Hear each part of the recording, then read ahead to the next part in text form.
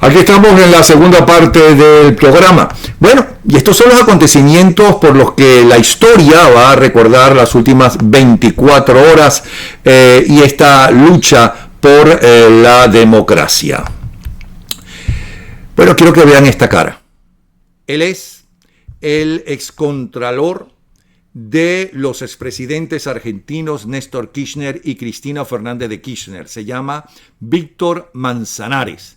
Él ha confesado los lugares donde los Kirchner guardaban, escondían el dinero que obtenían extorsionando a los empresarios a cambio de concesiones de la obra pública del gobierno, así como lo oyen. Él es. El excontralor detalló tesoros que escondían los Kirchner en el entretecho de su casa y que permitían comprar hoteles, por ejemplo, valorados en millones de pesos, declarar inmuebles a menor costo del real y adquirir bienes para lavar dinero. Asimismo, el apalancamiento financiero en el incremento patrimonial de la familia Kirchner se habría producido por la magnitud y duración de este tiempo. Así es como los llamados revolucionarios, ¿no? Hacen su dinero, porque el capitalismo es malo, ¿no? Pero los revolucionarios son peores, y si no, que se lo pregunten a los brasileños con Lula y Odebrecht cómo pudrieron aún más la podredumbre que había en cierta parte de la política latinoamericana. Seguimos con la información. La Comisión Interamericana de Derechos Humanos ha incluido en su informe anual publicado esta semana a Nicaragua en la lista negra por violaciones de los derechos humanos. Qué extraño, ¿verdad? Otro país tan bolivariano. Las manifestaciones ciudadanas que tuvieron lugar desde el 18 de abril con el objetivo de pedir una reforma de la seguridad social se saldaron con 325 muertos, 2.000 heridos y más de 50.000 exiliados, según varios organismos de derechos humanos. Y déjenme decirle que 325 muertos entre una población muchísimo más reducida que la población venezolana es un escándalo. Y Ortega ha demostrado lo sucio, lo sanguinario que él y su mujercita son. Seguimos con la información, señores. El presidente interino de Venezuela y presidente de la Asamblea Nacional, Juan Guaidó, denunciará ante la justicia española a Nicolás Maduro por blanqueo. Confirmó este viernes a la agencia de noticias EFE el despacho de abogados que ha contratado en España. El presidente del bufete español se llama Javier Cremades y explicó que además de denunciar a Maduro, se emprenderán acciones para congelar los activos en España y denunciarán también a Mario Isea, embajador de Maduro en España. Cremades recordó la situación actual de Venezuela con dos regímenes pugnando y una guerra entre la fuerza que quiere imponer Maduro y el derecho que quiere imponer Guaidó. En esa pugna hay un frente en el exterior en países como España, donde el narcorégimen cuenta con activos que el despacho de Cremades pedirá congelar y que ahora está recopilando el bufete para emprender las acciones legales correspondientes. Entre esos activos figuran los de la petrolera estatal PDVSA, Petróleos de Venezuela, está la Corporación Venezolana de Guayana e incluso de los fondos de la Embajada de Venezuela en España. Por otro lado, Estados Unidos amenazó con retirarse de la reunión anual del Banco Interamericano de Desarrollo que se llevará a cabo la semana próxima en China si el gobierno de ese país le niega la asistencia al economista Ricardo Hausmann, representante del presidente interino de Venezuela, Juan Guaidó. El lío es tan grande, ¿no?, que China suspendió temporalmente esa reunión, ya no va la semana que viene a ver si llega un acuerdo con la gente de Trump. Por otro lado, al menos 26 personas han muerto y otras 77 han resultado heridas en incidentes violentos desde el pasado 7 de febrero en Haití como consecuencia de las protestas, según un recuento publicado por la Comisión Interamericana de los Derechos Humanos. En otra noticia de las últimas 24 horas tenemos que la Corte Suprema de Justicia de El Salvador aprobó la solicitud de extradición del expresidente Mauricio Funes, procesado por su presunta participación en una red de corrupción que desvió nada menos que 351 millones de dólares de las arcas del Estado, porque no todos los que llegan a al poder son honestos. Bueno, tenemos nosotros el ejemplo de la banda en Miraflores, ni mucho menos, y hay que cuidarse, y por eso es que los diferentes poderes deben ser totalmente independientes. Eso es lo único que salva a los países de esta banda de delincuentes que hay en todas partes y del narcotráfico, que tiene un poder extraordinario, porque el gran negocio de hoy en día es el narcotráfico. Seguimos. Y cuidado también con los fanáticos. Por ejemplo, un seguidor del presidente Donald Trump se declaró este jueves culpable de enviar por correo 16 paquetes bomba a prominentes figuras de la oposición demócrata, incluyendo al exmandatario Barack Obama y a la excandidata presidencial Hillary Clinton. Por otro lado, agentes de Estados Unidos lanzaron gas pimienta a centroamericanos que buscaban cruzar desde México. Y China va a investigar las causas de la explosión química que dejó nada menos que 47 muertos. Cerramos entonces este paseo por las noticias más destacadas de las últimas 24 horas con el titular de la prensa más influyente de los Estados Unidos. Por ejemplo, el New York Times también dedica su titular a Venezuela.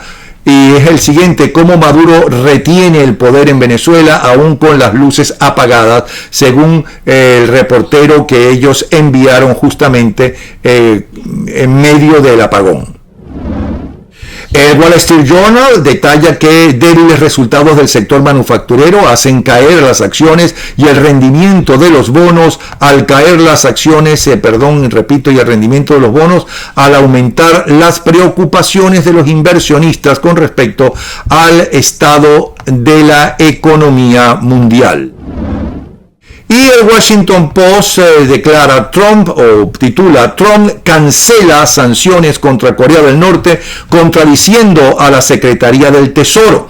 Al pedir explicación por el tuit del presidente cancelando las sanciones impuestas apenas ayer por la Secretaría del Tesoro, su vocera, la portavoz de la Casa Blanca, simplemente dijo: bueno, al presidente Trump le gusta el presidente Kim y no piensa que estas acciones serán necesarias. Este espacio es gracias a la gente de Aptitude Dancewear en el centro comercial Magnolia Shops en Coral Spring. Buena gente, gente realmente talentosa, gente que vale la pena conocer.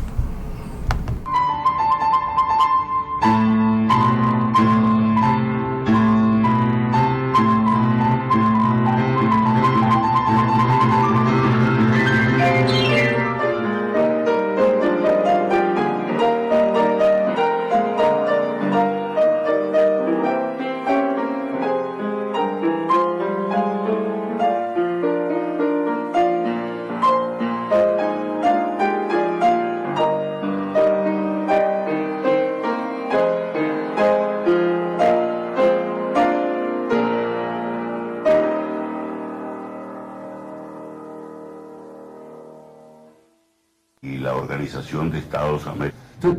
Yo en toda mi experiencia política no he visto nunca una destrucción más rápida y más profunda desde el punto de vista institucional, desde el punto de vista económico y del aparato productivo, desde el punto de vista social, desde el punto de vista de la seguridad, que la que he visto en Venezuela. Nunca. Hay países que han entrado en guerras terribles, que cuesta trabajo evaluar cuáles han sido las consecuencias todavía, como Siria, pero sin guerra, sin conflicto.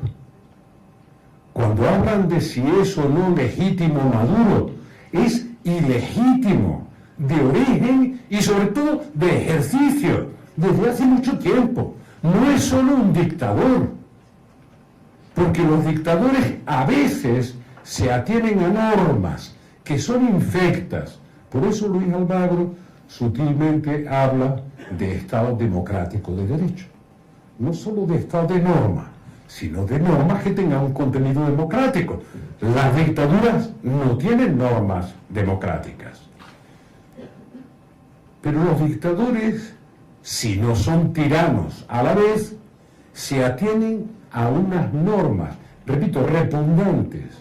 En la de Venezuela es una dictadura al frente de la cual hay un tirano, tirano en el sentido etimológico necio, que no sabe y usa el poder de manera destructiva. Esta es la situación de Venezuela. Maduro es un usurpador, no es legítimo, luego tiene que cesar la usurpación. Yo soy político, sé que el cese de la usurpación no es soplar al aire. Hay que hacer cosas. La segunda cosa es un gobierno de transición, es la consecuencia lógica de lo otro. ¿Por qué es la Asamblea Nacional quien tiene que hacerse cargo de eso? Primero, porque lo dice la Constitución, y segundo, porque es el único poder democrático legítimo que existe en Venezuela. Por tanto, tiene que hacerse cargo la Asamblea. ¿A través de quién? A través de quien la preside, que es Juan Guaidó. Digo los elementos que son comunes. Y es obvio que todo eso es para preparar un proceso electoral limpio, democrático, transparente, con los controles suficientes. Empiezo a dar algunos disgustos a los impacientes. Yo creo que sería una bendición, empezando por Guaidó, que esas elecciones se pudieran hacer en 90 días. Pero no es verdad. Y si se le exigen hacer elecciones en 90 días, se equivocarán. Deberían ser cuanto antes, porque le conviene al país que sea cuanto antes. Pero no hay censo, no hay maquinaria electoral, no hay Consejo Nacional Electoral, no hay justicia capaz de amparar esas elecciones. ¿Me entienden? Por tanto, al gobierno de transición tiene que tomar una serie de medidas para que eso sea posible. La primera y elemental es que no haya presos políticos, que no haya inhabilitados, que no haya exiliados. Este éxodo bíblico tiene dos componentes, la miseria y la huida de la represión. Por tanto, gobierno de transición, preparación de elecciones y ayuda humanitaria urgente. Hay que intentar apretar al máximo la salida de Maduro. ¿Puede haber o puede existir la necesidad en algún momento de negociar la salida de Maduro? Puede existir, yo soy un político, puede existir esa necesidad de negociar la salida de Maduro. Lo único que hay que hacer es poner en la balanza qué se gana y qué se pierde, para entendernos, ¿no? Eso puede existir, pero lo que no es discutible es que se tiene que ir, igual que no es discutible que la legitimidad hoy solo está en Guaidó, pero la fuerza no está en Guaidó. Tiene la legitimidad, tiene a la opinión pública, tiene al pueblo, pero la fuerza no la tiene. Todavía no está claro dónde está la fuerza. Tantas veces se hace un llamamiento a los militares, a las Fuerzas Armadas. Yo una vez más repetiré, no soy partidario de un golpe de Estado. Entre otras cosas porque en Venezuela no hacen falta golpes de Estado. Con que le retiren las bayonetas de esa peana en la que lo sostienen las bayonetas, ya se acabó. Solo retirándole, no falta golpearlo. Solo cumpliendo la constitución de ellos, la bolivariana, las Fuerzas Armadas acabarían con lo que queda del poder de Maduro, que son solo las bayonetas. Bueno, es nada menos que Felipe González, que es uno de los mejores presidentes que ha tenido la democracia española, Felipe González. Y está claro, y siempre se ha interesado por Venezuela, por cierto, siempre. Es más, él llega a España porque con la dictadura franquista él no podía entrar, él era un exiliado español de la dictadura franquista, quien le pide al rey de España, no, mire, aquí tengo en el avión a un español que quiere entrar, ¿no? Y que es un gran líder. Y el Felipe no, el padre, le dice, ¿y quién es? Felipe González. Pues que entre, él es bienvenido. Y es por eso que entra. Quien lo lleva es Carlos Andrés Pérez siendo presidente. Bueno, tenemos aquí, es una de las muchas cosas que hizo la democracia venezolana. Mañana tenemos en el programa a Diego Arria. Diego Arria dio un discurso extraordinario en la Organización de Estados Americanos que quiero que ustedes escuchen. Con la claridad, por cierto, del propio Felipe González y de Almagro. ¿Okay? Diego Arria fue otro de que ayudó y muchísimo justamente a los perseguidos de la dictadura chilena y dictadura sureña. Y ha llegado a los puestos importantísimos en organismos internacionales. Bueno, pero tengo aquí en línea a Gustavo Díaz, el director de Dollar Today, para que nos diga cómo está ese Bolívar arrechamente soberano que está acabando con el dólar, con el yen, con la libra esterlina, está acabando con todo, con Mickey Mouse, con McDonald's, con la pata Daisy, con todo el mundo. Adelante, Gustavo Díaz, lo escuchamos. Creo. Un saludo a la audiencia de Bravo 24. El dólar cerró este fin de semana y abre este lunes 25 de marzo en 3.464,89. El dólar implícito en 45. El dólar Bitcoin en 3.285,89. El dólar Bitcoin en 3.176,06. Y el euro en 3.917,82. Pues muchísimas gracias. Así abrirá entonces el lunes el Bolívar arrechamente soberano entonces, ¿no? Sí, así es. Gracias, Gustavo Díaz, director de Dollar Today, que todos los días, cada 24 horas, nos informa cómo está ese Bolívar arrechamente soberano. Por cierto, en Caracas se espera un fin de semana, y Maracaibo, se espera un fin de semana soleado con nubes dispersas. Temperatura máxima será de 38 grados y mínima de 22. Y justamente de Caracas llegó hoy, porque va a estar unas horas en los Estados Unidos, Efraín Cruz. ¿Cómo estás, Efraín? Encantado, Napoleón, de ver, bueno, contigo compartir y con todos ustedes, quienes día a día le estamos contando todo lo que pasa de ese lado del mundo, y hoy nos vinimos de este lado a compartir con ustedes. Cuéntame, tú que estás en la calle todo el tiempo, especialmente en Caracas, ¿ok? Y que tienes más información que la mayoría de las personas por tu trabajo de periodista, ¿qué pasa en Caracas y cómo ves la situación? Mira, un punto muy importante y hay que decirle a la gente es que el venezolano se siente en este momento desesperado, está apurado, quiere saber, quiere decir, mira, ya, quiere despertar una mañana y decir, ya este señor se fue, ya los maridos llegaron. Claro, pero también hay una realidad paralela, Napoleón, esto es importante decirlo, lo que está ocurriendo en otra parte de la población que sigue estando adormecida, es un bajo número, pero también está en la calle. Entonces estamos encontrando una situación donde dos fuerzas están chocando de alguna manera, aunque una fuerza ya mucho más, la adormecida está mucho más débil, pero también es una población que hay que ganar. Pero es muy grande, muy pequeña, porque justamente hoy en el New York Times, que tiene uno de los principales titulares que leímos sobre Venezuela, de un reportero que estuvo justamente coincidiendo con el apagón, ¿ok? Él dice que todavía le queda gente a Maduro, gente que no es que esté con Maduro, pero que tiene todavía una ensoñación con las promesas y con Chávez Fría.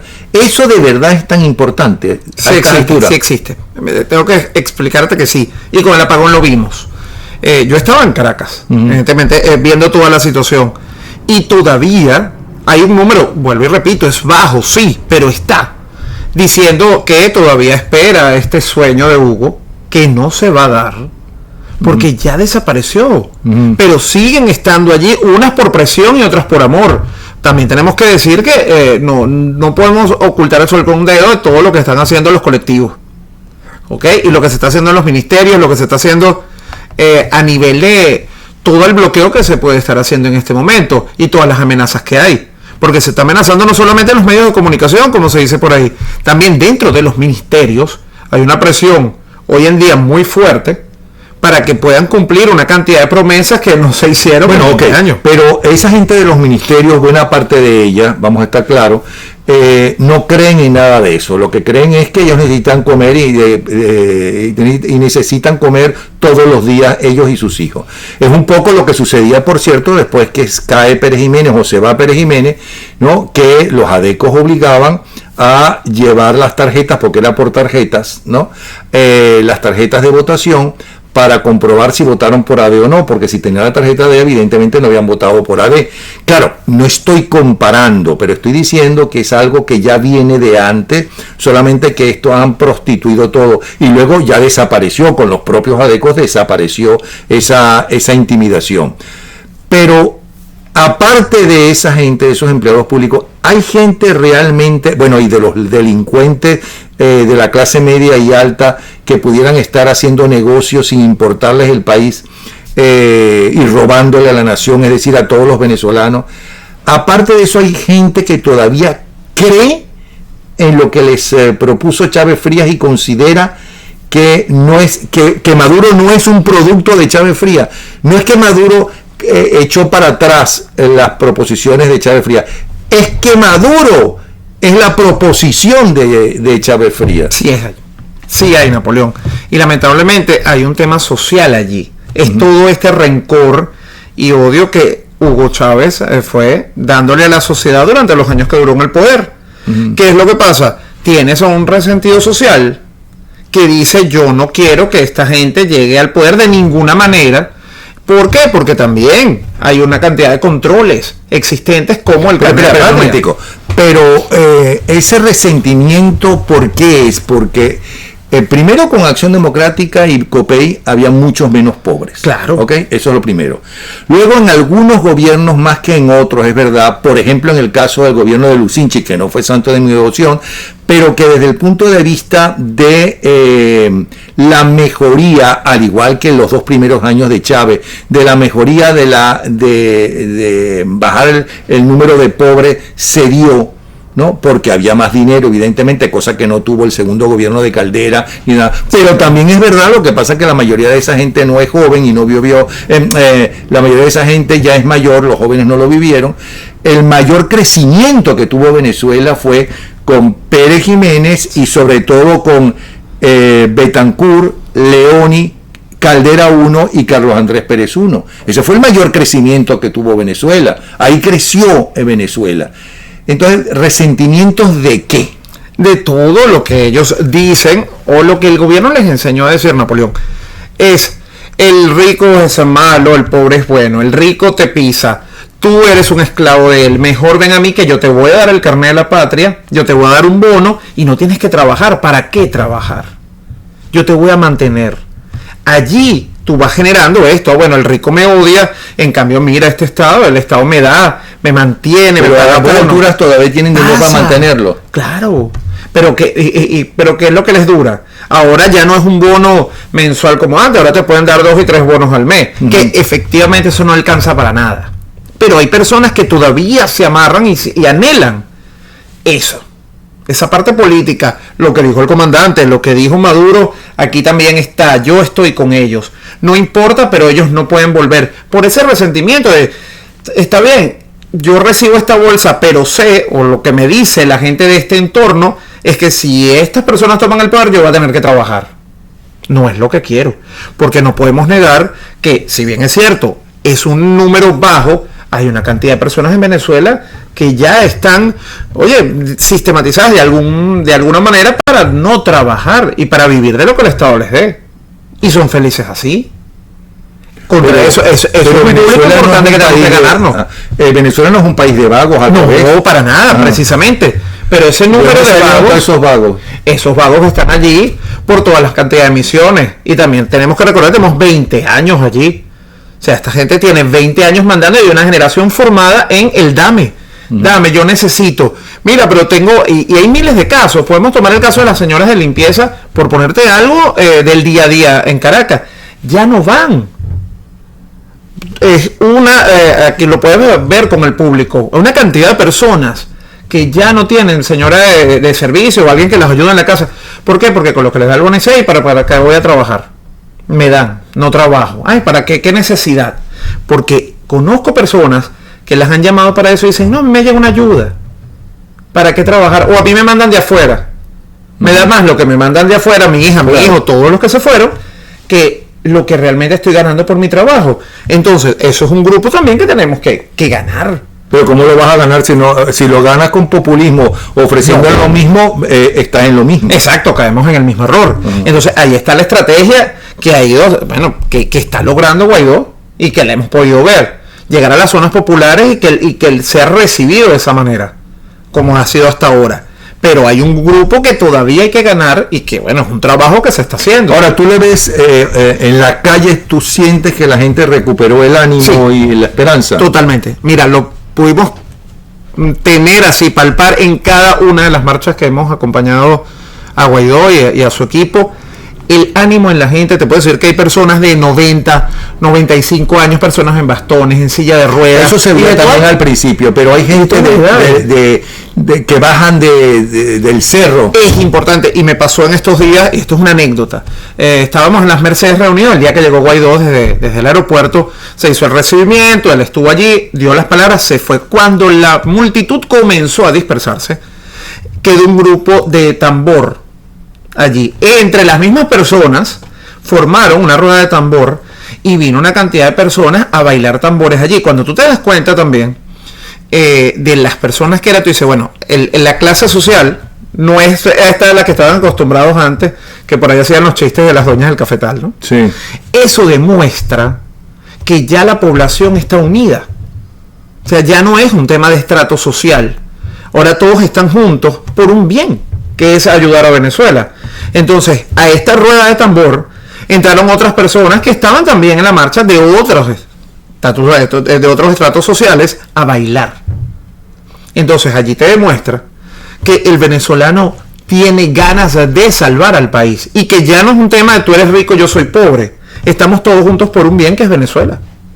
Y eso es un punto importante. O sea que tú eres optimista de nuevo, o nunca perdiste el optimismo. Yo nunca lo perdí y te voy a decir por qué. Porque confié en el pueblo de Venezuela, no en quienes estaban en ese momento en la oposición, llámese Capriles en su momento, o puedes colocarle el nombre que sea de las personas que han pasado por allí o encabezando a la MUD, por el pueblo, porque era lo que tú sentías en la calle, todos querían salir de esto y cada día era un secreto a voces. Y te estoy hablando que yo he tenido la oportunidad de recorrer Caracas y Venezuela de punta a punta, es decir, no te estoy hablando del solamente el estrato alto. Yo puedo estar con la gente de Caricuao, con la gente de Katia, y puedes palpar ese secreto a voces de queremos un cambio, queremos un cambio, queremos un cambio, queremos un cambio, y el cambio se está dando.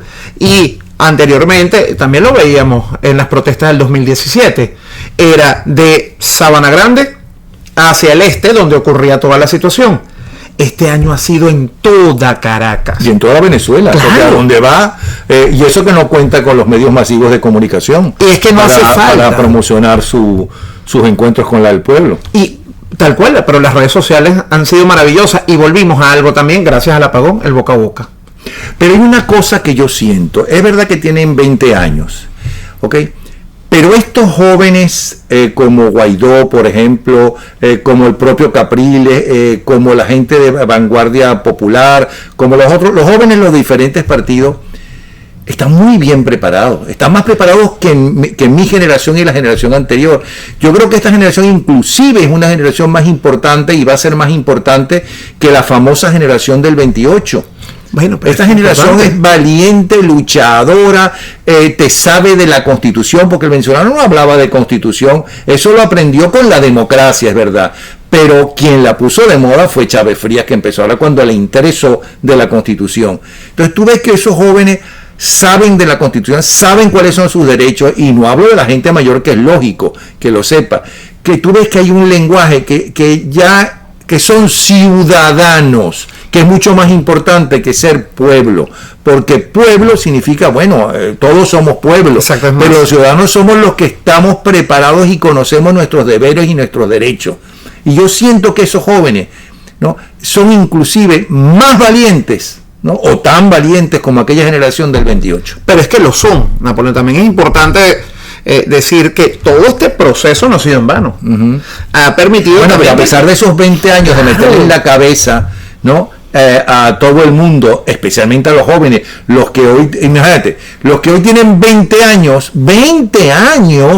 ¿no?, nacieron y vivieron en esta dictadura. Claro, pero es verdad que los 2 primeros años no era tal dictadura. Exacto. ¿Ok? Pero en esos años empezó a venderse la pullita de la envidia, de que si el que tiene dinero es porque se lo robó, porque lo ganó robado y no porque lo trabajó, no, ese dinero es tuyo, ese tipo de cosas. Pero no era tan masivo y no era en las escuelas, porque acuérdate que la primera gran manifestación que se dio en Venezuela fue defendiendo la educación, con mis hijos no te metas, que no pudieron hacerlo, entonces gracias a la presión lo echaron para atrás. Exacto. Pero yo veo que esa gente es diferente a pesar de todo eso. Precisamente porque también vienen de ver una situación, cuando tú ves en tu hogar que ya todo iba escaseando, porque la última crisis que estamos viviendo con Maduro, bueno, ciertamente ha sido la peor, pero durante el gobierno de Chávez también existió, subían los precios, había alimentos que no se conseguían. No, bueno, claro. Sí. Exacto. Entonces, hubo persecución. Claro. Yo estoy aquí 2 veces perseguido y amenazado. Exactamente. Y ametrallado. Exactamente. Como, oye, con Chávez. Exactamente. Pero de allí se fue formando esa generación que vio toda esa situación, porque todo lo que tanto te ocurrió a ti como a otros periodistas, como el RCTV, de los medios, la cantidad de radios que cerraron, todo eso lo vieron estas generaciones y permitió formarse sabiendo que eso no era el deber ser, porque también vieron expropiaciones y ahora estamos viendo todas las consecuencias de esas expropiaciones. Entonces eso es lo que permitió también formarse en: tengo esta situación, tú me puedes meter este chip diciéndome que todo esto es maravilloso, pero lo que yo estoy viendo en mi entorno cercano me está diciendo que todo está mal. ¿Y qué defienden? No los narcotraficantes, no los vagabundos que están haciendo grandes negocios, que sigue siendo una minoría. Los que no están haciendo eso, que todavía se creen izquierdistas o socialistas y creen que esta gente son izquierdistas o socialistas, esta gente son unos delincuentes y punto, que están utilizando el socialismo para que los partidos comunistas y los izquierdistas de afuera los apoyen, porque solamente creen en la publicidad política. Es diferente, pero la gente que honestamente cree todavía en eso, ¿qué es lo que defiende? Defiende un legado. ¿Pero qué legado defiende? Eso es lo que nos preguntamos mucho. Es como si dijera, bueno, entonces yo voy a defender el legado de Marcos Pérez Jiménez o el legado de lo que prometió Betancur, Leonio, Carlos Andrés Pérez, que se hicieron mucho más que esto. Exactamente. Pero ¿qué es lo que dicen ellos? Cuando uno ha tenido la oportunidad de entrevistarlos o de preguntar o de compartir con ellos en cualquier lugar, esa es la respuesta. Bueno, porque nosotros respetamos el legado del comandante y esto se está haciendo lo que él soñó, lo que él quiso, lo que él deseaba. Pero dicen que están haciendo lo que él quiso si no están haciendo nada, si no están destruyéndolo todo. Es que esa es la realidad y ahí es donde está el problema. Ellos no ven que lo están destruyendo. No, y entonces incluso en algún momento... O sea, que hay falta de comida, de agua, de luz por culpa del pajarito y de la CIA y de la KGB. Y hay personas de la KGB, no, de la CIA y del FBI. Y quiero ser responsable en esto, Napoleón. Sigue existiendo personas que siguen creyendo en Venezuela. Te hablo del pueblo creyendo en el bloqueo económico y en el imperio y en esta guerra económica que nos destruye. Ok, pero ¿por qué esa gente, cuando tú le dices, bueno, pero si este gobierno, que es tan maravilloso lo que quiere hacer por ti, no lo puede hacer? O sea, es incapaz porque los gobiernos tienen que defenderte, están allí para defenderte, para que tú vivas mejor, que pida todo el mundo. No lo puede hacer porque tú los vas a defender a ellos. Ellos no sirven. Ellos no te saben defender. El imperio, la CIA, el FBI, el Pato Donald, Mickey Mouse, no tienen más poder. Entonces no es mejor un gobierno que se lleve mejor, no que se entregue como estos se entregaron a los cubanos, ¿no? Que los llamaron, porque es que hablan de la invasión cubana. Los cubanos no invadieron Venezuela, señores. Esos apátridas, ¿no? Los llamaron, y la patria de Chávez Frías y su gente llamó a los cubanos para que vinieran a protegerlos a ellos y a organizar su dictadura, ¿no? Esos cubanos no son unos invasores. Esos cubanos están utilizando lo que siempre saben hacer, que son unos chulos que han vivido de la chulería, ¿no? Por décadas. De la chulería han vivido. Entonces, primero fue a Rusia, ¿no? Ahora es a Venezuela. Y yo no sé cómo va a ser cuando esto caiga, porque ellos también van a caer. Y van a caer. Esa gente cuando tú le dices eso, ¿qué te dicen? Bueno, precisamente, ¿a dónde llegan? A la violencia, a los insultos, porque ¿cómo defiendo algo que es indefendible?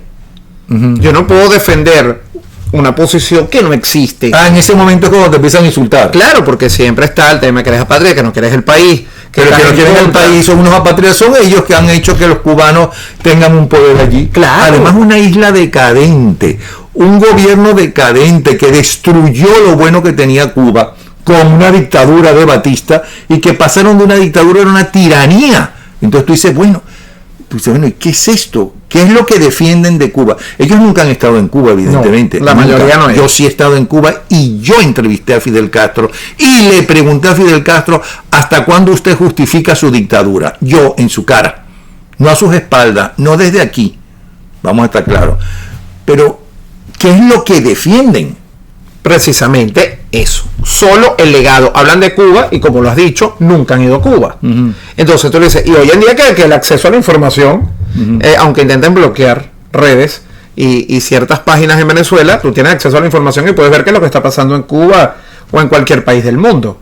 Entonces allí es donde ellos entran al insulto, a la violencia, a las armas de fuego. O sea, entran una cantidad de factores porque tienen que buscar la manera de defender lo indefendible.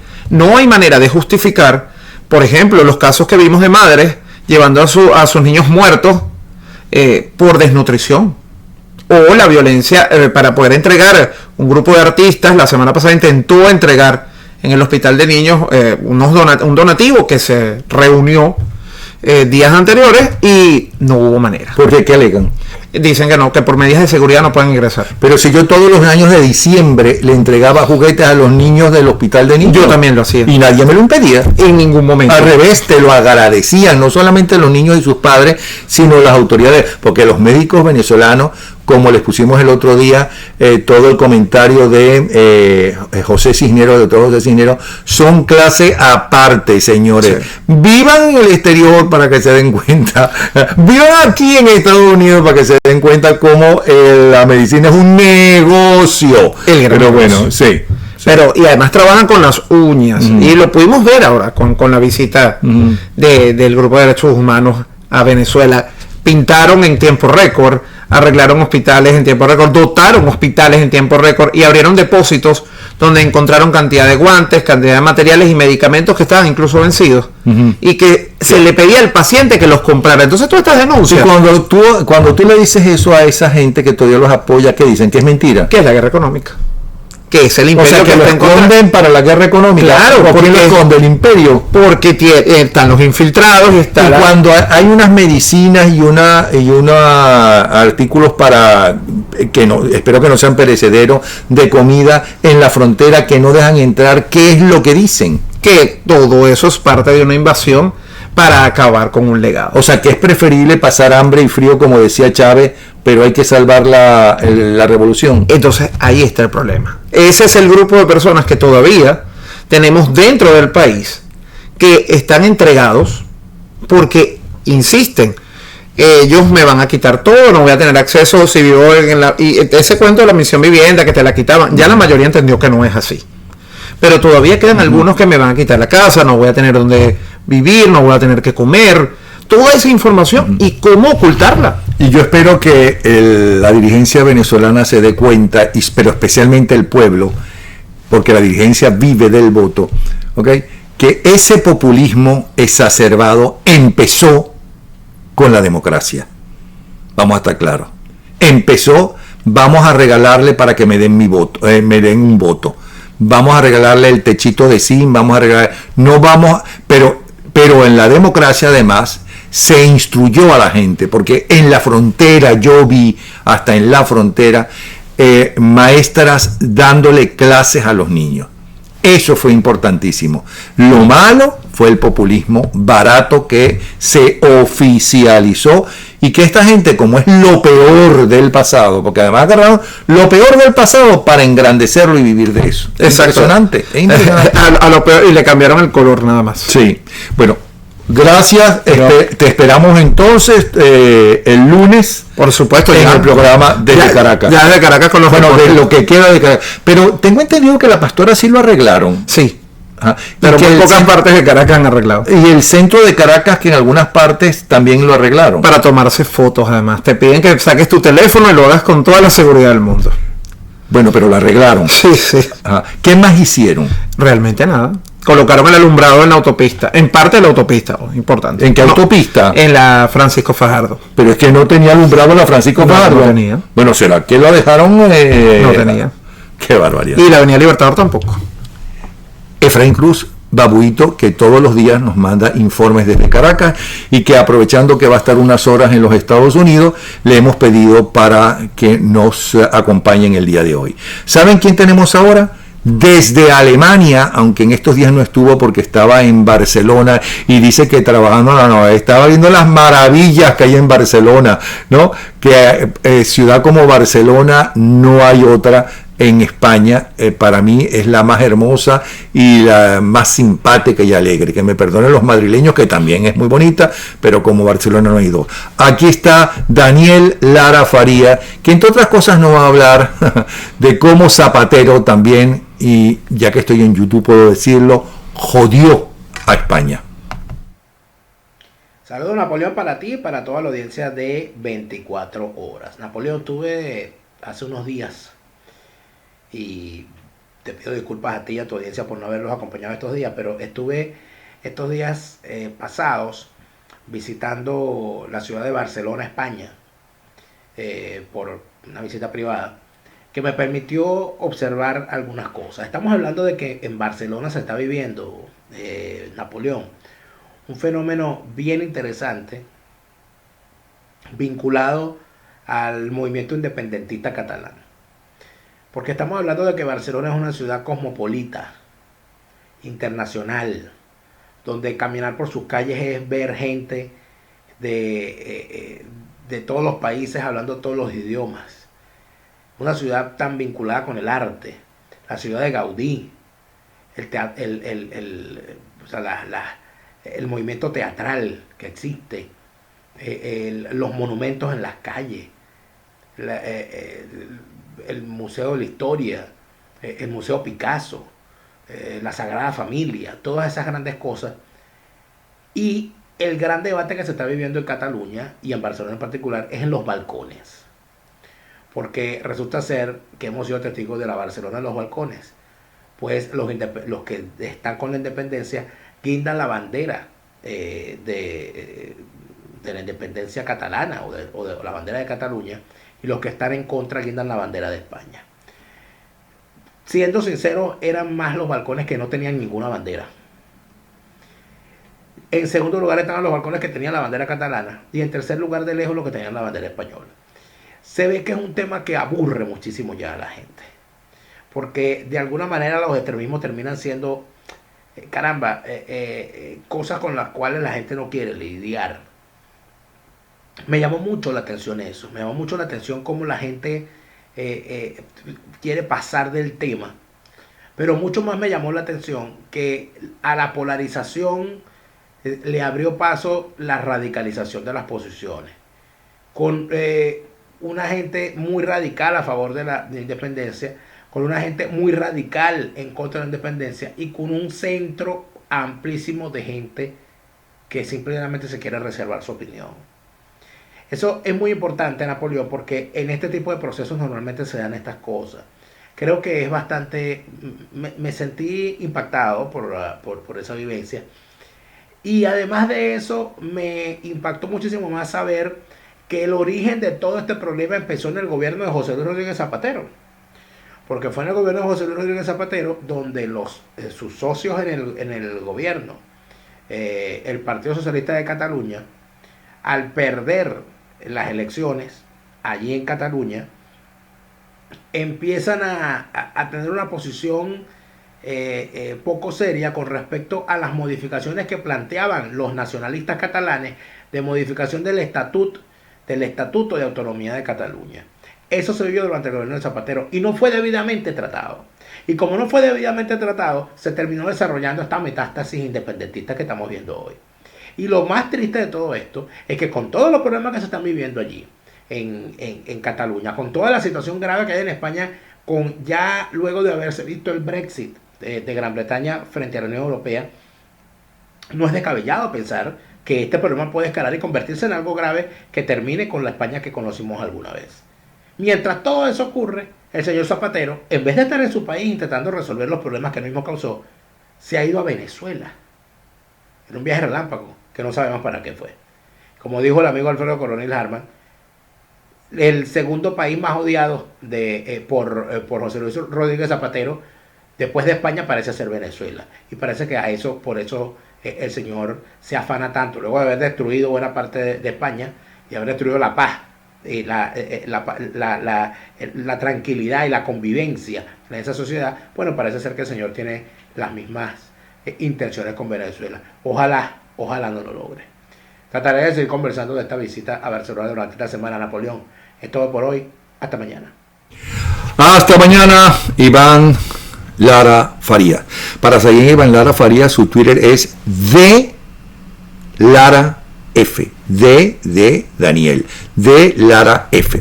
Señores, este fin de semana se pronostica en Miami y Orlando un fin de semana frío, aunque soleado con algunas nubes, temperatura máxima 26 grados centígrados y mínima de 12. Mientras que en Toledo, Ohio, saludos a la gente de Toledo, a los latinos que nos ven y nos escuchan, allí se espera un fin de semana soleado el día sábado y con lluvia el día domingo. La temperatura sigue siendo muy fría.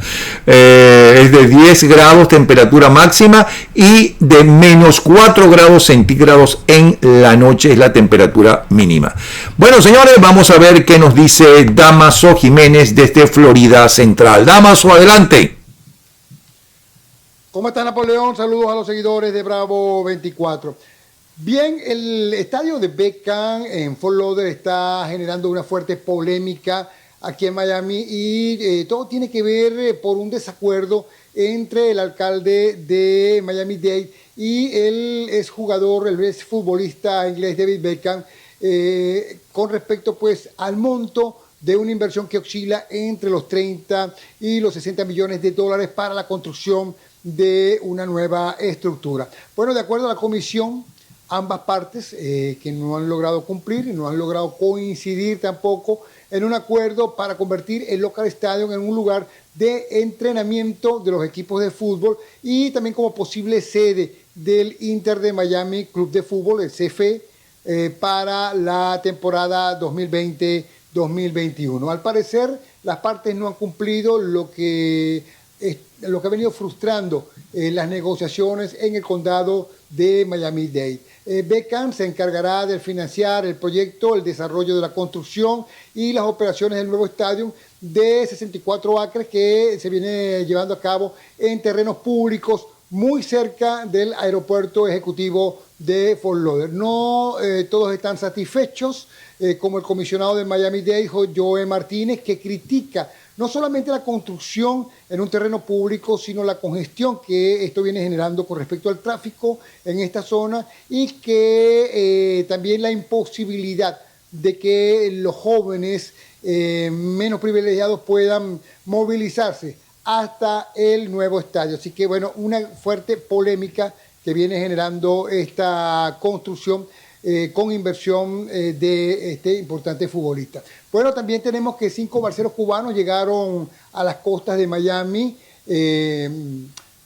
justamente tras poner los pies en tierra, pues desaparecieron de la faz entre los matorrales a la vista de los propios testigos, incluso de una patrulla fronteriza. Los balseros cubanos llegaron a una playa de Sunny Isle al norte de Miami. A eso fue a las 8:30 de la mañana en una frágil y muy pequeña embarcación que quedó en la playa y que pues desde que llegó allí pues a las orillas emprendieron veloz huida. La policía aún no ha dado con el rastro de estos 5 hombres que tienen una edad entre 20 y 30 años. Un primer grupo de 25 cubanos que intentaron llegar también de forma ilegal fueron detenidos y deportados de forma inmediata la semana pasada, lo que se prevé pues que alerta ante esta situación pues emprendieron veloz huida y todavía no se conoce el rastro de estos 5 caballeros.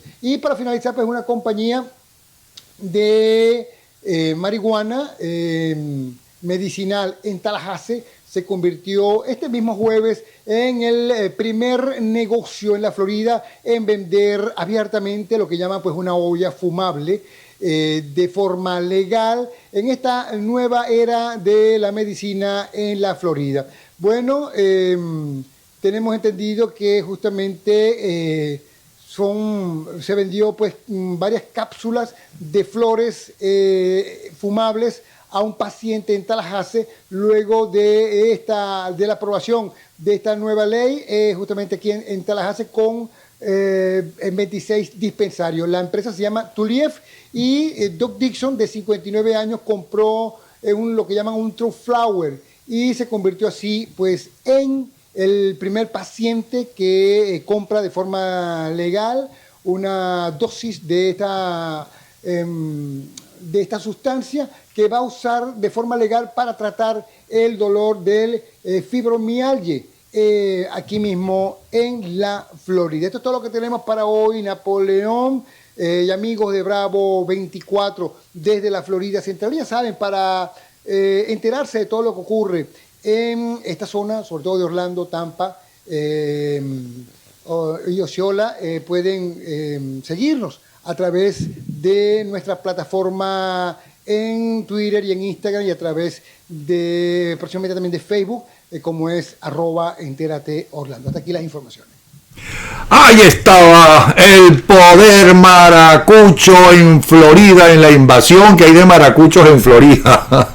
Ahí estaba Damaso Jiménez, señores, como todos los días dándonos la información de Florida Central en general. Y ahora, evadiendo aviones, drones, pájaros, tortolitas, cristofué, mosquitos, abejas, en su escoba electrónica. Aquí está Virginia Escobar, la bruja, la Wicca. Virginia, adelante. Hola, Napoleón. Para el lunes 25 de marzo, las energías recaen sobre Lauburu, cuya fuerza radica en canalizar las energías del universo en su constante lucha entre el mal y el bien. Esta energía nos habla de protección divina ante los bajos astrales que desean dañar o enredar las cosas. Es un buen día para agradecer a nuestros guías espirituales y llevar a cabo técnicas de relajación, porque en estos momentos muchas cosas están cambiando en nuestro entorno y necesitaremos estar muy callados y claros con nosotros mismos. El signo mejor aspectado será Cáncer, que vive una nueva era y por lo tanto debe comenzar de cero aprovechando las nuevas oportunidades que llegan a tu vida. Escorpio, recibes una propuesta importante, pero debes romper tus hábitos para poder llevarla a cabo. Piscis, comienzas a ver cómo se resuelve un poco las cosas. Debes tener paciencia. Capricornio, firmas un documento que beneficiará a tu familia. Aries, ves con retraso el pago de un dinero que te deben. Acuario, cuidado con las expectativas, porque el golpe puede ser muy duro. Hay que poner los pies sobre la tierra. Virgo, ves el futuro incierto y cargado de muchas responsabilidades. Géminis y Leo, no es un buen día para llevar tus planes a cabo. Mejor busca una manera de armonizarte y equilibrarte. Libra, estás agotado. Debes buscar una manera de cargarte de nuevas y renovadoras energías. Sagitario, cuidado con traiciones por parte de tu propio equipo. Tauro, no permitas que la desconfianza te lleve a aislarte de tus seres queridos. Palabra de bruja. Me pueden encontrar en Twitter como @Virginia Escobar o en Instagram como @Wicca Reencarnada. El lunes regresamos con las energías y los signos. ¡Feliz fin de semana! Feliz fin de semana también para ti, Virginia. Feliz fin de semana. Y antes de nuestro pequeño homenaje a Reni Ottolina, queremos agradecer a aquellas personas y negocios que han hecho posible y hacen posible este recuento de lunes a domingo de la historia de las últimas 24 horas. Gracias a Ángela Sago, quien tiene su libro En nombre de los pobres, los multiplican. El nuevo trabajo de Bernardo Jurado, La fragancia de la rebelión. El nuevo trabajo de Carlos Rangel, La Venezuela imposible, gracias a Aptitud Answare, a Domenica Sortino Realtor y a los fabricantes de cortinas, rollers, cebras y romanas de Shy Gallery by LC en Miami, que hacen posible que tengamos la información y todos estos comentaristas. Por cierto, mañana tenemos, sí, en 24 horas, mañana tenemos, entre otros invitados, tenemos a Diego Arria, tenemos a Iván Ballesteros, tenemos a Daniela Ara Farías, que van a hablar de la FIUNI, de la jueza. Tenemos, creo que a Bernardo Jurado ya lo tenemos mañana. Va de un momento a otro a bautizar, por cierto, en Orlando, su nuevo trabajo literario.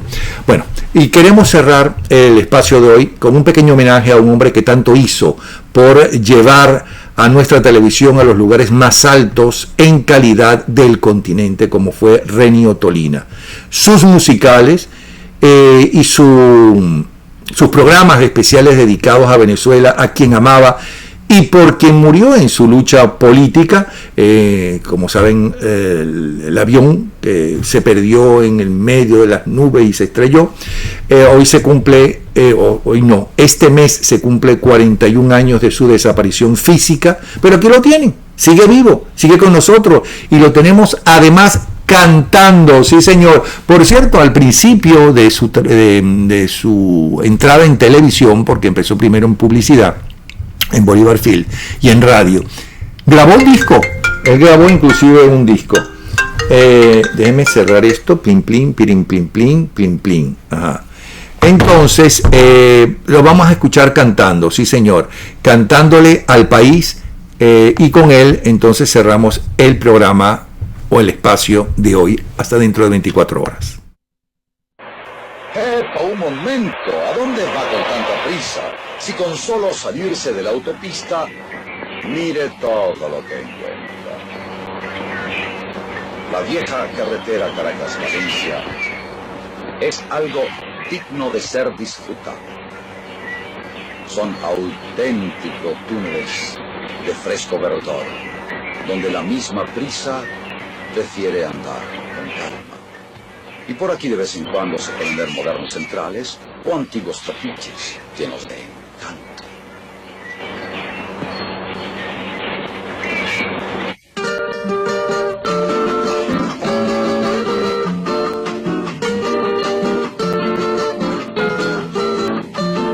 Bajando de la montaña se oye de tarde un cantar. Bajando de la montaña se oye de tarde un cantar. Boquita dulce de caña, quien te pudiera besar. Boquita dulce de caña, quien te pudiera besar. El trapiche está moliendo, el humo se ve subir. Las penas que estoy sintiendo, quien las pudiera decir. El trapiche muele y muele, la molienda va a empezar. Las penas que estoy sufriendo, quien las pudiera contar.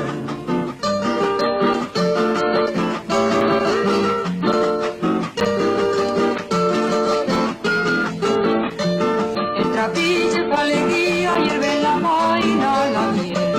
El trapiche su alegría hierve en la vaina la miel. Quien besar pudiera un día tu boquita de clavel. Quien besar pudiera un día tu boquita de clavel. El trapiche está moliendo, el humo se ve subir. Las penas que estoy sintiendo, quien las pudiera decir. El trapiche muele y muele, la molienda va a empezar. Las penas que estoy sufriendo, quien las pudiera contar.